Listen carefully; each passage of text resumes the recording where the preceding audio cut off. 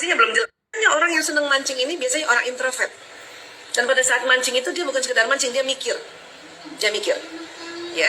Nah tinggal sekarang, di rumah bisa nggak dia mikir dengan santai, tidak dihubra-hubra, tidak didesak-desak gitu. Ya. Itu nggak tahu ya. Sesungguhnya nggak tahu karena tadi informasinya nggak terlalu banyak ya. Makanya tadi informasi bahwa mancing sampai subuh, mancing kan mancing ikan maksudnya kan? Apa mancing kemarahan? Yang mana?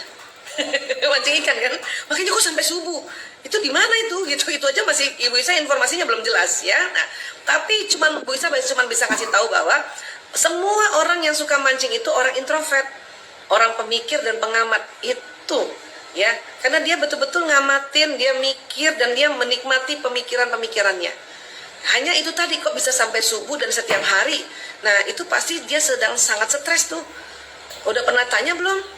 Ya, dan kalau nanya sama suami, tolong intonasi suaranya yang cakep dong, yang lembut gitu, atau minta waktu, atau temenin juga mancing, sambil mancing baru ngobrol. Ya, cuman biasanya istrinya ini atau suami yang introvert, istrinya ekstrovert, yang mau cepat, yang mau spontan, yang nggak suka berlama-lama ngabisin waktu, ya kan? Biasanya begitu tuh padanannya atau dia punya pasangan, soulmate-nya kayak gitu, ya. Jadi makanya jadi gemes, nggak bisa nemenin suami. Suami juga mungkin tertekan, suami juga mungkin bising kalau selalu di dondor-dondor atau di pressure. Makanya cari aman dia mancing. Kan gitu ya. Nah itu dulu yang perlu ditanyakan, ada apa, kenapa kayak gitu. Ya. Terus ini dulu nih, mulai kapan mancingnya? Waktu sebelum menikah, waktu ta'aruf pertama atau misalnya di awal-awal kenal itu udah suka mancing emang? Ya. Kalau misalnya baru-baru ini, ya itu tadi bisa jadi dia stres ya, bisa jadi dia stres, dia nggak ada mengungkapkannya susah, karena biasanya orang introvert itu suka males ngomong sama istrinya. Kenapa? Pengalaman sebelumnya baru ngomong satu kalimat, istrinya udah 10 kalimat, itu lagi yang bikin dia pusing. Makanya mendingan dia liatin ikan.